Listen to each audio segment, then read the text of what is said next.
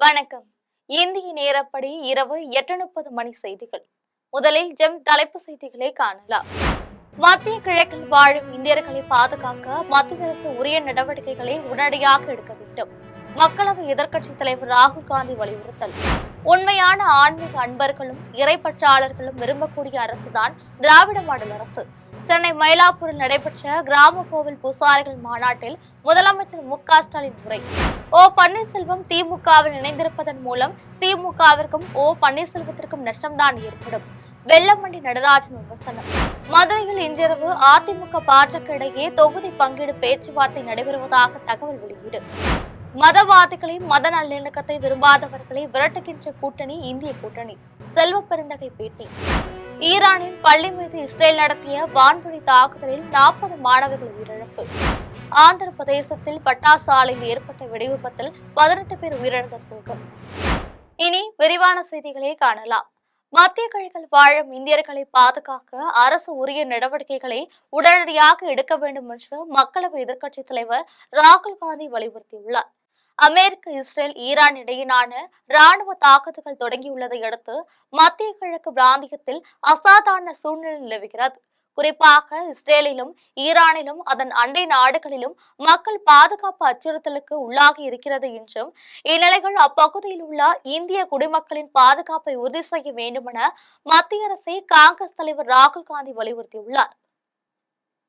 உண்மையான ஆன்மீக அன்பர்களும் இறைப்பற்றாளர்களும் விரும்பக்கூடிய அரசுதான் திராவிட மாடல் அரசு என்று சென்னை மயிலாப்பூரில் நடைபெற்ற கிராம கோவில் பூசாரிகள் மாநாட்டில் முதலமைச்சர் மு.க.ஸ்டாலின் தெரிவித்தார். சென்னை மயிலாப்பூர் ஆர்கே மடம் சாலைகள் கபாலீஸ்வரர் திடலில் சனிக்கிழமை நடைபெற்ற கிராம கோவில் பூசாரிகள் மாநாட்டில் முதலமைச்சர் மு.க.ஸ்டாலின் கலந்து கொண்டு பேசினார். அப்பொழுது உங்களை எல்லாம் ஒரு சேர பார்க்கும் பொழுது மனதில் பெருமகிழ்ச்சி பெருக்கெடுக்கின்றது என்றும் எல்லோருக்கும் எல்லாம் என்று நாம் சொல்வது வாய் வார்த்தைக்காக அல்ல, சொற்களில் சொல்வதை செயலில் நிரூபிக்கிறோம் என்பதற்காக அடையாளம் தான் இந்த மாநாடு என்று முதலமைச்சர் மு.க.ஸ்டாலின் தெரிவித்தார். மேலும் உண்மையான ஆன்மீக அன்பர்களும் இறைப்பற்றாளர்களும் விரும்பக்கூடிய அரசுதான் திராவிட மாடல் அரசு எனவும் கிராம கோவில்களில் பணியாற்றுகின்ற கிராம பூசாரிகளான நீங்களும் இந்த சமுதாயத்தில் ஒரு அங்கம்தான் என்றும் உங்களுடைய வாழ்விலும் விடிகள் ஏற்பட வேண்டும் என்ற எண்ணத்தில் தான் நம்முடைய அரசு தொடர்ந்து செயலாற்றி வருகிறது என்றும், இன்னும் சொல்ல போனால் இந்த மண்ணில் வாழ்கின்ற பெரும்பான்மையான மக்களுடைய உரிமைகளை நிலைநிறுத்திய திராவிட இயக்கத்தின் உணர்வை நம்முடைய அரசில்தான் நிலைநாட்டி இருக்கிறோம் என்றும் முதலமைச்சர் மு.க.ஸ்டாலின் தெரிவித்தார். மேலும் தமிழ்நாட்டு வரலாற்றில் இல்லாத அளவிற்கு நம்முடைய அரசு பொறுப்பேற்ற 1759 நாட்களில் 4335 கோவில்களில் திருப்பணிகள் மேற்கொண்டு குடமுழுக்கு நடத்தப்பட்டு இருக்கிறது எனவும், அனைத்து சாதி அர்ச்சகர் திட்டத்தின் கீழ் 29 அர்ச்சகர்களை பணி நியமனம் செய்திருக்கிறோம். 12 பெண் ஓதுவார்கள் உட்பட 46 ஓதுவார்களை பணி நியமனம் செய்திருக்கிறோம் எனவும், தமிழ்நாடு அரசு பணியாளர் தேர்வாணையம் மூலமாக இந்த துறையில் 813 நபர்களுக்கு பணி நியமன ஆணைகள் வழங்கப்பட்டு இருக்கிறது எனவும் முதலமைச்சர் மு.க.ஸ்டாலின் தெரிவித்தார். ஆன்மீக பெரியோர்களே, உள்ளாட்சி அமைப்புகளை சார்ந்த பிரதிநிதிகளே, அரசு உயர் அலுவலர்களே, பத்திரிகை உலக நண்பர்களே, அன்பர்களே, உங்கள் அனைவருக்கும் என்னுடைய அன்பான வணக்கம். உங்களையெல்லாம் ஒரு சேர பார்க்கும்போது மனதில் பெரும் மகிழ்ச்சி பெருக்கெடுக்கிறது.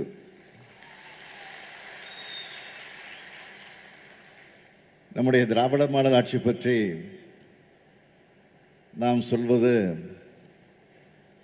எல்லாருக்கும் எல்லாம்.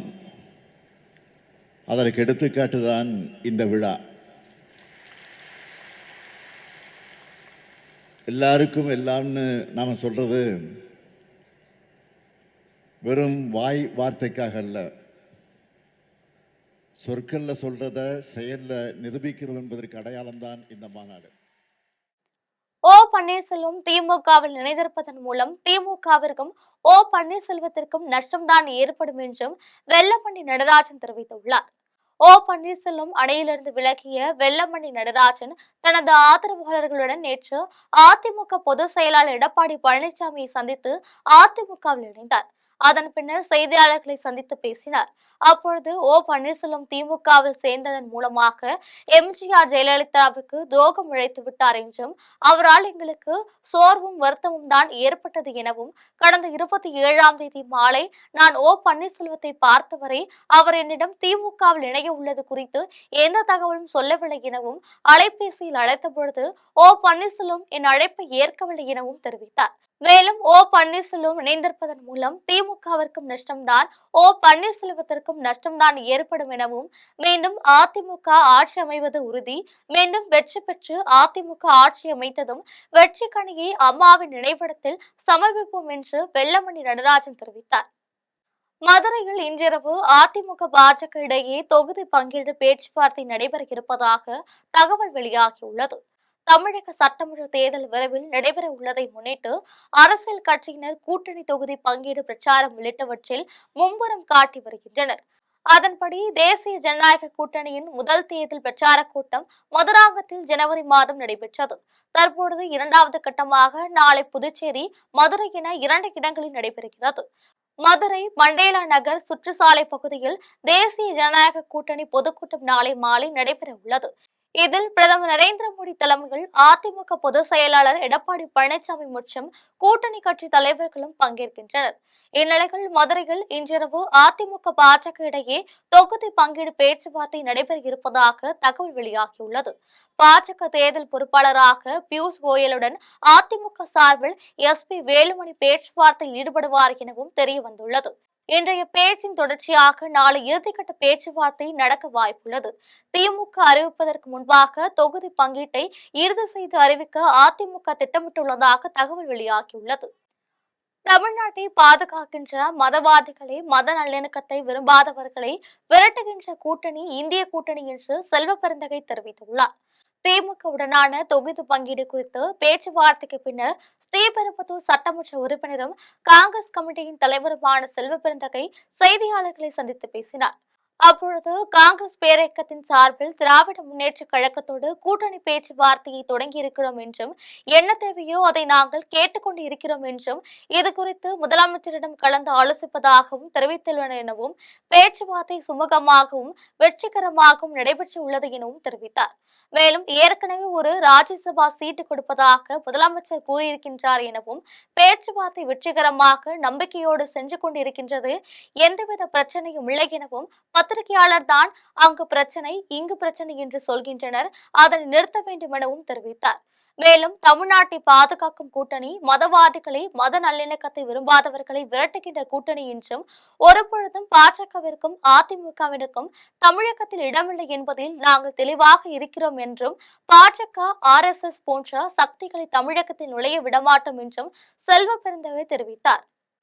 ஈரானில் பள்ளி மீது இஸ்ரேல் நடத்திய வான்வழி தாக்குதலில் 40 மாணவிகள் உயிரிழந்ததாக தெரிவிக்கப்பட்டுள்ளது.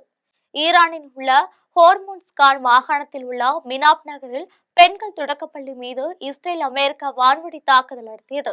இந்த சம்பவத்தில் 40 மாணவிகள் உயிரிழந்ததாக அந்நாட்டு அரசு நடத்தும் செய்தி நிறுவனமான இர்னா தெரிவித்துள்ளது. மேலும் 45 பேர் காயமடைந்துள்ளனர். இந்த தாக்குதல் நடவடிக்கை குறித்து அமெரிக்காவோ அல்லது இஸ்ரேலோ இதுவரை எந்த ஒரு தகவலையும் வெளியிடவில்லை. இதற்கு பதிலடியாக மத்திய கிழக்கில் அமைந்துள்ள Bahrain, Kuwait, Qatar, Saudi Arabia மற்றும் ஐக்கிய அரபு அமீரகத்தின் அபுதாபி உள்ளிட்ட நாடுகளில் உள்ள அமெரிக்க தளங்களை குறிவைத்து ஈரானும் தாக்குதல் நடத்தியுள்ளது. ஆந்திர பிரதேசத்தில் பட்டாசு ஆலையில் ஏற்பட்ட வெடிவிபத்தில் 18 பேர் உயிரிழந்தனர். ஆந்திர பிரதேச மாநிலத்தின் காக்கிநாடா மாவட்டத்தில் உள்ள சமர்லகோட்டா கிராமத்தில் அமைந்துள்ள தனியார் பட்டாசு ஆலையில் 28ஆம் தேதி மதியம் 2 மணியளவில் வெடிவிபத்து ஏற்பட்டது. விபத்தில் 18 பேர் உயிரிழந்ததாகவும் 8 பேர் பலத்த காயங்களுடன் சிகிச்சைக்காக மருத்துவமனையில் அனுமதிக்கப்பட்டுள்ளதாகவும் தகவல்கள் தெரிவிக்கின்றன. வெடிவிபத்து குறித்து தகவல் அறிந்த தீயணைப்பு துறையினர் உடனடியாக சம்பவ இடத்திற்கு விரைந்து சென்று தீயை அணைக்கும் முயற்சியில் ஈடுபட்டனர். மேலும் சம்பவ இடத்தில் மாநில உள்துறை அமைச்சர் அனிதா, மாவட்ட காவல்துறை கண்காணிப்பாளர், மாவட்ட ஆட்சியர் ஆகியோர் ஆய்வு செய்தனர். தமிழ்நாடு அரசின் மருத்துவத்துறையில் செயல்படுத்தப்படும் திட்டங்களை அனைவரும் பாராட்டி வருவதாக சென்னை தேனாம்பேட்டையில் மக்கள் நல்வாழ்வுத்துறை அமைச்சர் மா சுப்பிரமணியன் தெரிவித்தார்.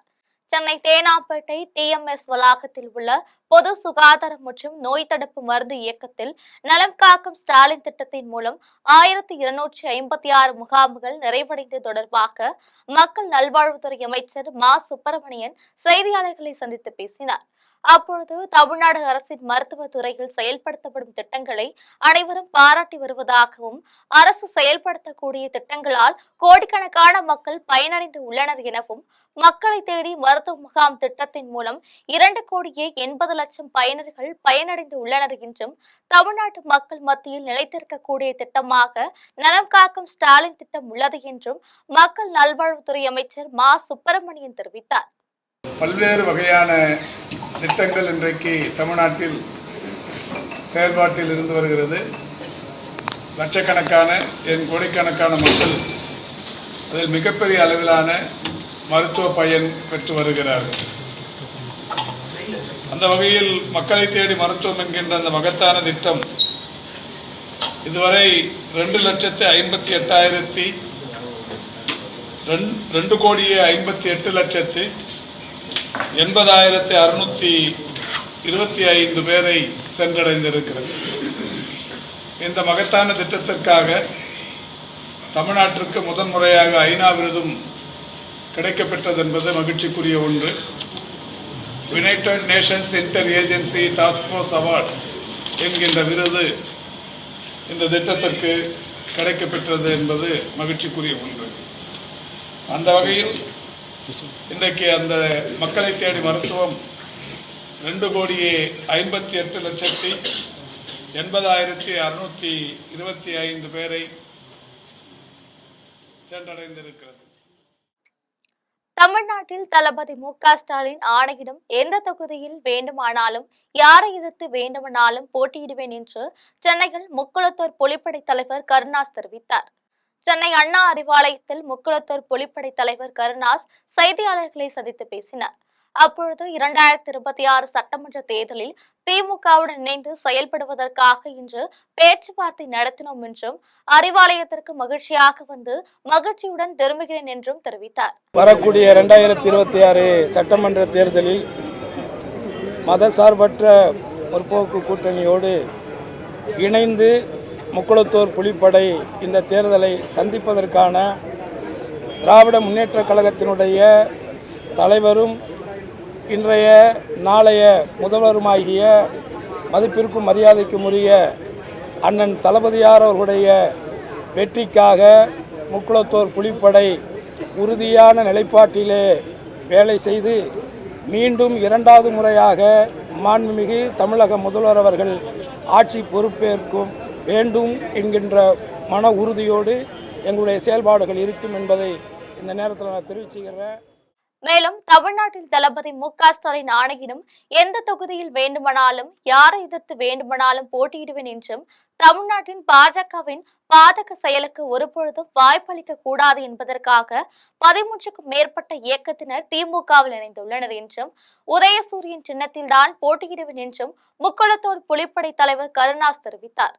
தமிழக கொங்கு இளைஞர் பேரவை தலைவர் தனியரசு பேசும்பொழுது வெற்றி கூட்டணியாக இருக்கக்கூடிய திமுகவில் தமிழ்நாடு கொங்கு இளைஞர் பேரவை இணைந்துள்ளது எனவும் அதிமுகவிலிருந்து வெளியேறவர்களை ஒன்று சேர்க்க எடப்பாடி பழனிசாமி முயற்சி எடுக்கவில்லை எனவும் திமுக கூட்டணி என்பது தத்துவத்தால் அமைந்த கூட்டணி, சமூக நீதி சமத்துவத்தால் உருவாக்கப்பட்ட கூட்டணி என்றும் சட்டமன்ற தேர்தலில் போட்டியிட 2 தொகுதிகளை கேட்டுள்ளோம் என்றும் எங்களின் ஒரே இலக்கு திமுகவை மீண்டும் வெற்றி பெற செய்து தமிழ்நாடு முதலமைச்சரை மீண்டும் ஆட்சி அரியணையில் அமர வைக்க வேண்டும் என்பதுதான் நோக்கம் என்றும் தமிழக கொங்கு இளைஞர் பேரவை தலைவர் தனியரசு தெரிவித்தார். கட்டாயமாக இந்த கூட்டணியில் நாம் ஒரு வெற்றி கூட்டணியை அமைத்து திராவிட முன்னேற்ற கழகத்தினுடைய வரலாற்றில் தொடர்ந்து மீண்டும் ஆளுகிற திராவிட முன்னேற்ற கழகம் தொடர்ந்து 2வது முறையாக தொடர்ச்சியாக ஆளுகிற வாய்ப்பை பெற வேண்டும் என்பதற்காகவும் இந்த கூட்டணியில் தமிழ்நாடு கொங்கு இளைஞர் இணைந்திருக்கிறது. அதேபோன்று திராவிட முன்னேற்ற கழகம் தனிப்பெரும்பான்மையோடு அறுதி பெரும்பான்மையோடு வெற்றி பெற்று மாண்புமிகு முதல்வர் மீண்டும் முதல்வர் அரியணையை வருகிற மே மாதத்தில் ஏற இருக்கிறார். காங்கிரஸ் கட்சிக்கு திராணி இருந்தால் 2026 சட்டமன்ற தேர்தலில் தனியாக நின்று பாருங்கள் என்றும் ஒரு தொகுதியிலாவது வெற்றி பெற தகுதி இருக்கிறதா என்பது தெரிந்துவிடும் என்றும் சென்னையில் பாஜக நிர்வாகி குஷ்பு தெரிவித்தார். சென்னை விமான நிலையத்தில் திரைப்பட நடிகையும் பாஜக நிர்வாகியுமான குஷ்பு செய்தியாளர்களை சந்தித்து பேசினார். அப்பொழுது தமிழக சட்டமன்ற தேர்தலுக்காக பாரதிய ஜனதா கட்சி தயாராகத்தான் உள்ளது என்றும், நாளை மதுரையில் பிரதமர் நரேந்திர மோடி கலந்து கொள்ளும் தேசிய ஜனநாயக பொதுக்கூட்டம் நடைபெற உள்ளது என்றும், அதில் அனைத்து கூட்டணி கட்சி தலைவர்களும் கலந்து கொள்ள இருக்கின்றனர் என்றும், பிரதமர் தமிழ்நாடு வருவது தேர்தலுக்காக மட்டுமல்ல எனவும், எத்தனையோ முறை பிரதமர் நரேந்திர மோடி தமிழ்நாடு வந்து சென்றுள்ளார் எனவும், தமிழ்நாடு மக்கள் மீது பிரதமருக்கு அன்பு பாசம் உள்ளது, தமிழ்நாடு மக்களின் மொழி கலாச்சாரம் குறித்து ஆரம்ப காலத்தில் இருந்தே பிரதமர் நரேந்திர மோடி பேசி வருகிறார் எனவும் பாஜக நிர்வாகி குஷ்பு தெரிவித்தார். இந்திய கூட்டணியில் இணைவாங்க அப்படின்ற ஒரு பேச்சு இருந்தது. அது அவர் திமுக ஒரு பலம் குறைஞ்சிருக்கா? யார் எங்கே வேணாலும் போய் சேர்ந்துடலாம், அது கிடையாது. இங்கே ப்ராப்ளி பேசிட்டு இருந்திருப்பாரு, இங்கே கிடைக்கல, அதனால தான் அங்கே போயிட்டாரு. யார் எங்கே வந்து எங்களுக்கு வந்து நல்ல லாபம் கிடைக்கிறதோ அதை தேடி அவர் போயிருக்காரு. திமுக தமிழகத்தில் பாஜக எத்தனை தொகுதிகளில் போட்டியிட வாய்ப்பு, எத்தனை தொகுதிகள் வரட்டும். நாளைக்கு தானே மீட்டிங் ஆரம்பிக்குது, நாளைக்கு வரட்டும். நம்ம அதுக்கு முன்னாடி தொகுதிகள் இன்னும் ஒரு வாரத்தில், ஏன்னா உங்களுக்கு கோட் ஆஃப் கான்டக்ட் வந்துடும். ஸோ ஒரு வாரத்தில் நிச்சயமாக முடிவு செய்யும். கேரள மாநிலம் திருவனந்தபுரத்தில் ஐயா வைகுண்ட சுவாமிக்கு ரூபாய் 3.5 கோடி மதிப்பீட்டில் மணிமண்டபம் அமைக்க கேரள முதலமைச்சர் பினராயி விஜயன் அடிக்கல் நாட்டினார். 19ஆம் நூற்றாண்டில் திருவிதாங்கூர் மன்னர் சுவாதி திருநாளில் ஆட்சி காலத்தில் சமூக புரட்சியை ஏற்படுத்தியதற்காக தமிழகத்தில் கன்னியாகுமரி மாவட்டத்தில் அவதரித்த ஐயா வைகுண்ட சுவாமி கேரள மாநிலம் திருவனந்தபுரம் அடுத்து சிங்காரத்தோப்பு பகுதியில் உள்ள சிறையில் அடைக்கப்பட்டார். சாதி பாகுபாடுகளை எதிர்த்ததால் மன்னரால் கைது செய்யப்பட்டு பின்னர் மாசி 19ஆம் தேதி விடுவிக்கப்பட்டார். இதனை நினைவு கூறும் விதமாக கேரள மாநிலம் திருவனந்தபுரத்தில் ஐயா வைகுண்ட சுவாமிக்கு ரூபாய் 3.5 கோடி மதிப்பீட்டில் மணிமண்டபம் அமைக்கப்படும் என கடந்த ஜனவரி மாதம் 29ஆம் தேதி துவங்கிய கேரள மாநில நிதிநிலை அறிக்கையில் அறிவிக்கப்பட்டிருந்தது. இதையடுத்து திருவனந்தபுரம் தலைமை செயலகத்தின் பின்புறமுள்ள கேரள கலை மற்றும் கலாச்சாரத்துறை கட்டுப்பாட்டிற்கு சொந்தமான பகுதியில் ஐயா வைகுண்ட சுவாமிக்கு மணிமண்டபம் அமைக்கும் பணியை கேரள முதலமைச்சர் பினராயி விஜயன் அடிக்கல் நாட்டி வைத்து பணிகளை துவங்கி வைத்தார். இது குறித்து கேரள நாடார் மகாஜன சங்கத்தின் மாநில தலைவர் லாரன்ஸ் பேசினார். அப்பொழுது ஐயா வைகுண்ட சுவாமி திருவிதாங்கூர் சமஸ்தான ஆட்சியில் திருவனந்தபுரம் சிங்காரத்தோப்பு சிறையில் அடைக்கப்பட்டதை நினைவு கூறும் விதமாக மணிமண்டபம் அமைக்க வேண்டுமென கடந்த 20 ஆண்டு காலமாக கேரள நாடார் மகாஜன சங்கம் போராடி வந்தது என்றும், தற்பொழுது திருவனந்தபுரம் தலைமை செயலகத்திற்கு அருகிலேயே ஐயா வைகுண்ட சுவாமிக்கு மணிமண்டபம் அமைக்க கேரள அரசு முன்வந்துள்ளது என்றும், தமிழகத்திலே அவருக்கு மணிமண்டபம் அமைக்காத நிலைகள் கேரளாவில் மணிமண்டபம் அமைக்கப்பட்டு உள்ளது என்பது முக்கியத்துவம் வாய்ந்ததாக கருதப்படுகிறது என்றும், இதற்காக கேரள முதலமைச்சர் பினராயி விஜயனுக்கு கேரள நாடார் மகாஜன சங்கத்தின் மாநில தலைவர் லாரன்ஸ் நன்றி தெரிவித்தார். நிகழ்ச்சியில் அமைச்சர்கள் சதீஷ் செரியான், சிவன்குட்டி, பாலகோபால் சுவாமிதோப்பு ஐயா வைகுண்டர் மடாதிபதி, பால பிரஜாதிபதி அடிகளார், சட்டமன்ற உறுப்பினர்கள் பிரசாந்த், அர்ஸ்லன், வின்சென்ட் உட்பட பலர் கலந்து கொண்டனர். ஐயா വൈകുണ്ഠ സ്വാമിയുടെ ഒരു സ്മാരകം പണിയുന്നതിന് വേണ്ടിയുള്ള ഈ തയ്യാറെടുപ്പിലാണ് ഇന്ന് ഈ ട്രിവാൻഡ്രം സിറ്റി മൊത്തം. ഇത് ഞങ്ങൾ 10-20 വർഷങ്ങൾക്ക് മുമ്പ് ഇവിടെ ഇങ്ങനെ ഒരു സ്മാരകം പണിയുന്നതിന് വേണ്ടി സ്വാമിത്തോപ്പിൽ നിന്ന് സ്വാമികളെ സിംഗാരിത്തോപ്പിലേക്ക് വലിച്ചഴിച്ചു കൊണ്ടിട്ട് സിംഗാരിത്തോപ്പിൽ കൊണ്ടുപോയി ജയിലിലടച്ച ആ സ്ഥലം 8.25 സെന്റ് സ്ഥലം, ആ സ്ഥലം സ്വാമികളുടെ അതൊരു പ്രതിഷ്ഠ അവിടെ വയ്ക്കണമെന്ന് കരുതി ഞങ്ങളിങ്ങനെ കുറേ കാലം കൊണ്ട് ഇങ്ങനെ ചിന്തിച്ചുകൊണ്ടിരിക്കുകയാണ്. ഈ മാറി മാറി വരുന്ന സർക്കാരുകൾക്ക് അനേക നിവേദനങ്ങൾ കൊടുത്തിട്ടും ഇന്ന് വരെ ഒരു കാര്യം നടന്നില്ല. அரசு நடுநிலைப் பள்ளிகள் MRF டயர் தொழிற்சாலை சார்பில் கட்டப்பட்ட புதிய வகுப்பறை கட்டிடங்களை மாவட்ட ஆட்சியர் சந்திரகலா திறந்து வைத்தார். ராணிப்பேட்டை மாவட்டம் மரக்கோணம் ஒன்றியத்துக்கு உட்பட்ட இச்சிப்புத்தூர் ஊராட்சி அரசு நடுநிலைப் பள்ளிகள் MRF டயர் தொழிற்சாலை சார்பில் ரூபாய் 2,05,00,000 செலவில் அதிநவீன முறையில் கட்டப்பட்ட புதிய வகுப்பறைகள் கட்டிடம் மற்றும் கழிவறைகள் திறப்பு விழா MRF நிறுவன பொது மேலாளர் ஜான் டேனியல் தலைமையில் நடைபெற்றது. விழாவில் மாவட்ட ஆட்சியர் சந்திரகலா கலந்து கொண்டு புதிய வகுப்பறை கட்டிடத்தை திறந்து வைத்து பள்ளி வளாகத்தில் மரக்கன்றுகளை நட்டு வைத்தார். இதில் ஊராட்சி மன்ற தலைவர் பத்மநாபன், மாவட்ட கல்வி அலுவலர் மோகனா, வட்டாட்சியர் வெங்கடேசன், MRF செய்தி மற்றும் மக்கள் தொடர்பு அலுவலர் கஜேந்திரன் உட்பட ஏராளமானோர் கலந்து கொண்டனர். மயிலாடுதுறை கண்ணார தெருவில் உள்ள கஸ்தூரி அபார்ட்மெண்டில் இருசக்கர வாகனத்தை திருடி சென்ற நபரை காவல்துறையினர் தேடி வருகின்றனர். மயிலாடுதுறை கண்ணார தெருவில் உள்ள கஸ்தூரி அபார்ட்மெண்ட் என்ற குடியிருப்பில் தினேஷ் என்ற எலக்ட்ரிஷியன் தங்கியுள்ளார். இந்நிலையில் கடந்த 25ஆம் தேதி நள்ளிரவில் முகத்தை மறைத்த மர்ம நபர் ஒருவர் அங்கு நிறுத்தப்பட்டிருந்த தினேஷின் உறவினரின் இருசக்கர வாகனத்தின் பூட்டை உடைத்து வாகனத்தை திருடி சென்றார். திருடப்பட்ட இருசக்கர வாகனத்தில் பெட்ரோல் இல்லாததால் அந்த வாகனத்தை அதே இடத்தில் விட்டுவிட்டு தினேஷின் புதிய பல்சர் இருசக்கர வாகனத்தை திருடி சென்றார். மறுநாள் காலையில் வெளியில் வந்து பார்த்த தினேஷ் இருசக்கர வாகனம் திருடு போனதை அறிந்து அதிர்ச்சியடைந்தார். இதையடுத்து அபார்ட்மெண்டில் பொருத்தப்பட்டுள்ள CCTV காட்சிகளின் ஆதாரத்துடன் மயிலாடுதுறை காவல் நிலையத்தில் தினேஷ் புகார் அளித்தார். புகார் அளித்து 2 நாட்களை கடந்தும் காவல்துறையினர் நடவடிக்கை எடுக்காத நிலையில் தற்பொழுது CCTV காட்சிகள் சமூக வலைதளங்களில் பரவ தொடங்கியுள்ளதை அடுத்து காவல்துறையினர் விசாரணையை தீவிரப்படுத்தினர். கரூரில் ஜவுளி துணி உற்பத்தி ஏற்றுமதி சார்ந்த டெக்ஸ் ஷோ கண்காட்சி இன்று துவங்கி 2 நாட்கள் நடைபெறுகிறது. கரூரில் டெக்ஸ் ஷோ ஜவுளி தொழில் கண்காட்சி தனியார் திருமண மண்டபத்தில் துவங்கியது. நாளை வரை நடைபெறும் கண்காட்சியை ஜவுளி உற்பத்தி மற்றும் ஏற்றுமதியாளர்கள் சங்க கௌரவ தலைவர் அட்லஸ் நாச்சிமுத்து ரிப்பன் வெற்றி திறந்து வைத்தார். நிகழ்ச்சியில் ஜவுளி ஏற்றுமதி சங்க தலைவர் கோபாலகிருஷ்ணன், வீவிங் நெட்டிங் சங்க தலைவர் தனபதி மற்றும் ஜவுளி துணி உற்பத்தியாளர்கள் ஏற்றுமதியாளர்கள் பங்கேற்றனர்.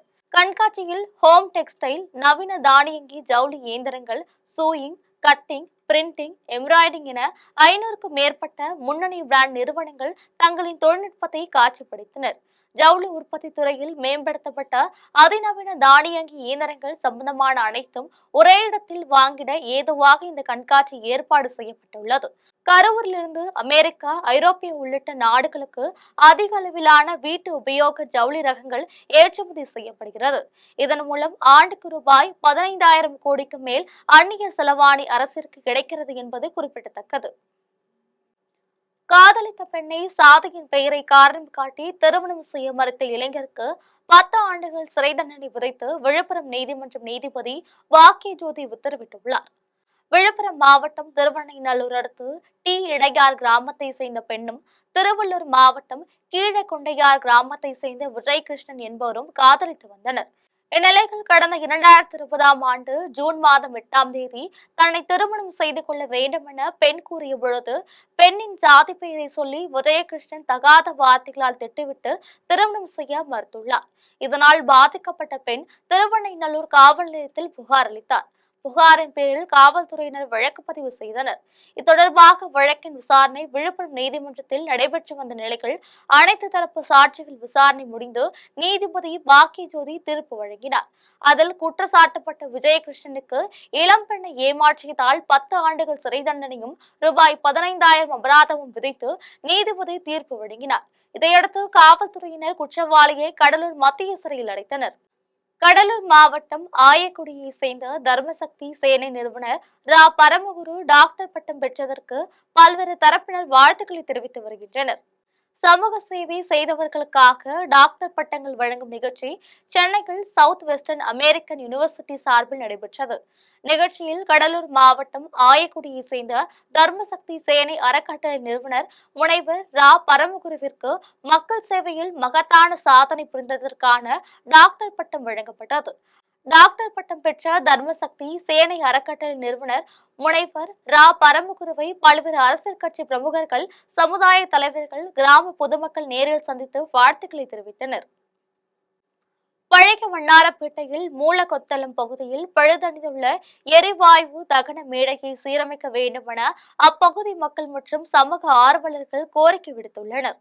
வடசென்னை பழைய வண்ணாரப்பேட்டையில் மூலக்கொத்தளம் பகுதியில் குடியிருக்கும் 1000க்கும் மேற்பட்ட குடும்பத்தினருக்கு அதே பகுதியில் உள்ள இந்து மயான பூமியில் ரூபாய் 1 கோடி மதிப்பீட்டில் 2 நவீன எரிவாயு தகன மேடை அமைக்கப்பட்டுள்ளது.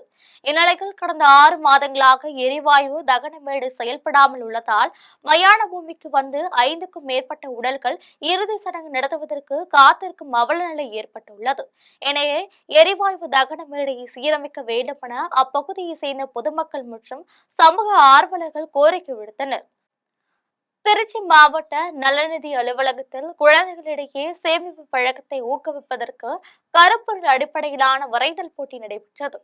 திருச்சி மாவட்ட நலநிதி அலுவலகத்தில் குழந்தைகளுக்கான வத்சல்யா ஆசிர்வாத் சேமிப்பு திட்ட நிகழ்ச்சி நடைபெற்றது.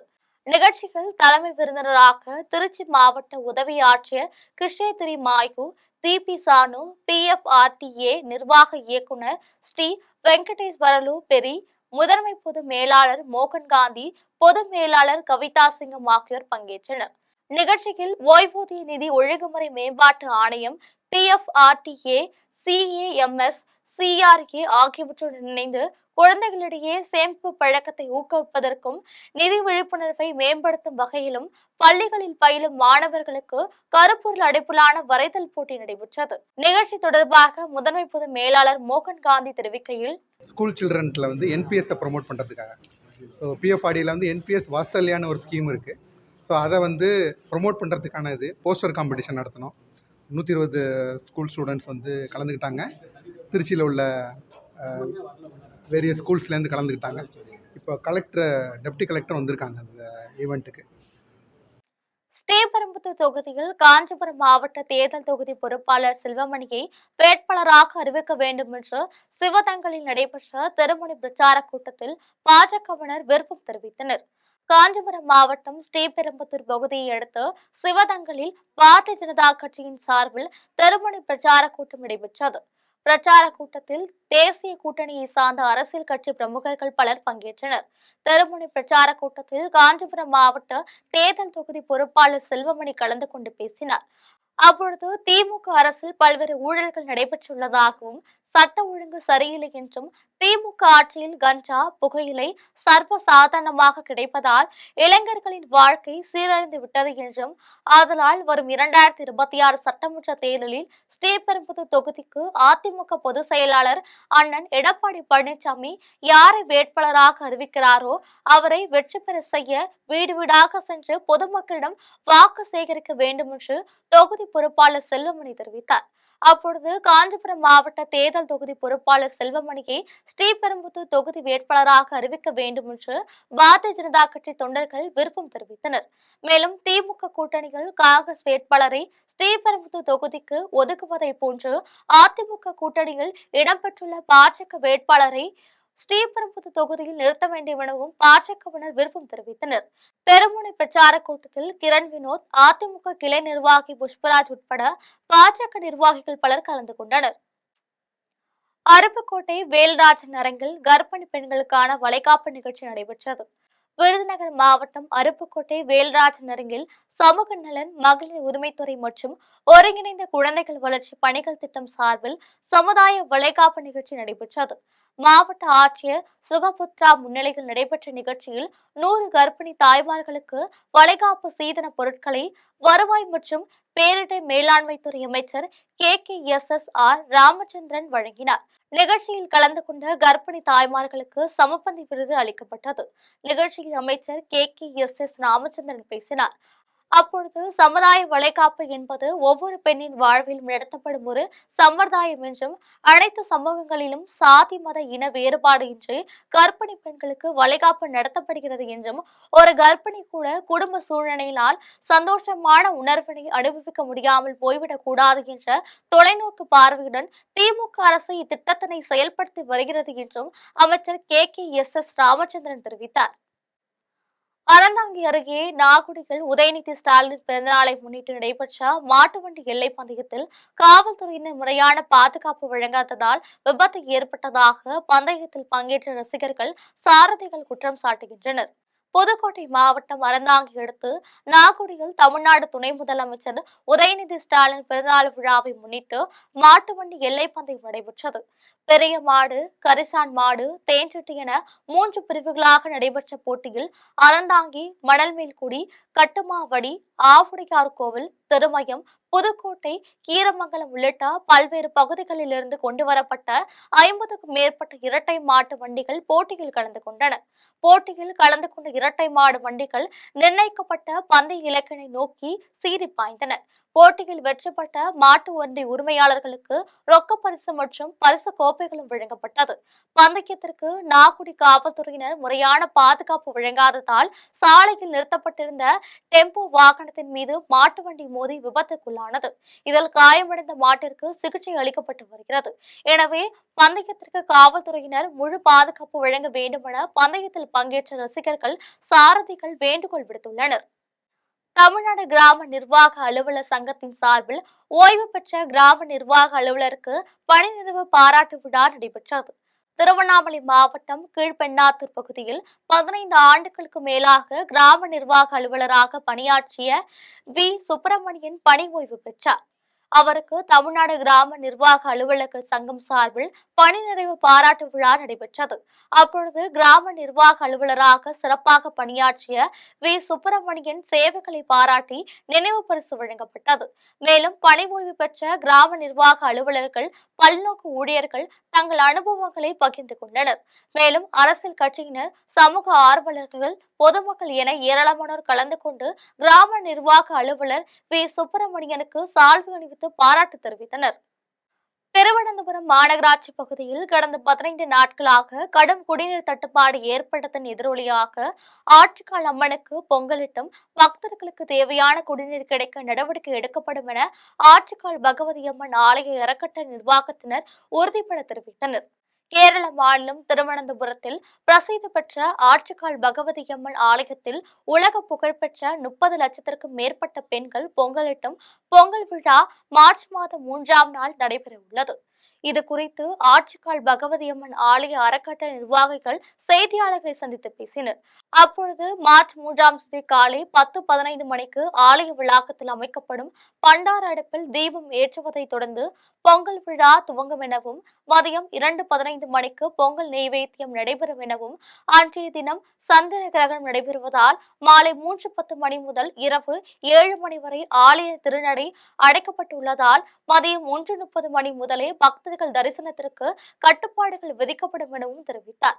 மேலும் மாநகராட்சி பகுதிகளில் கடந்த 15 நாட்களாக கடும் குடிநீர் தட்டுப்பாடு நிலவி வரும் சூழ்நிலைகள், மாநகராட்சி பகுதிகளில் பொங்கலிடும் அனைத்து பக்தர்களுக்கும் தேவையான குடிநீர் டேங்கர் லாரிகள் மூலம் தடையில்லாமல் கிடைக்க நடவடிக்கை மேற்கொள்ளப்படும் எனவும் பகவதி அம்மன் ആലയ അറക്കട്ടൽ നിർവാഹികൾ தெரிவித்தனர்.